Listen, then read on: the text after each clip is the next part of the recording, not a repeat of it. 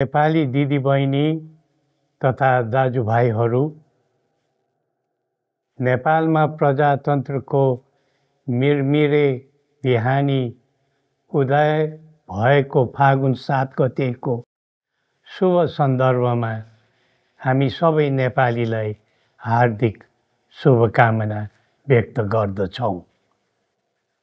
प्रजातन्त्र स्थापनाका निम्ति उदारता दर्शाइ बक्सिने हाम्रो जिजु बुवाजु राष्ट्रपिता श्री 5 त्रिभुवनको सम्झना गर्दै यो अवसरमा मौसुफप्रति हामी श्रद्धा सुमन अर्पण गर्दछौँ।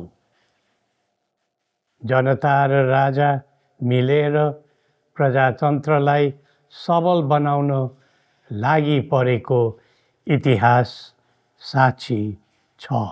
त्यसैले प्रजातन्त्रका निम्ति जीवनदान दिने ज्ञात अज्ञात शहीदहरू र प्रजातन्त्रका लागि क्रियाशील रहने सबै पात्रहरूप्रति पनि हामी उच्च सम्मान भाव राख्दछौँ।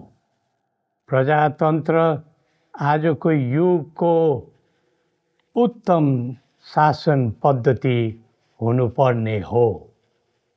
आम जनताको मन, मगज र मतका आधारमा देशको विधि व्यवस्था तथा मान्यता अनुसार राज्य सञ्चालन गर्ने सर्वमान्य आदर्श पनि हुनु पर्दथ्यो। यसबाट हामी कोही विमुख छैनौँ। राष्ट्रभित्रका हरेक वर्ग, समूह वा व्यक्तिको हक अधिकारको संरक्षण गर्दै प्रतिष्ठा तथा प्रगति अघि बढाउने प्रजातन्त्र सबैको प्रिय व्यवस्था हुनु पर्दथ्यो।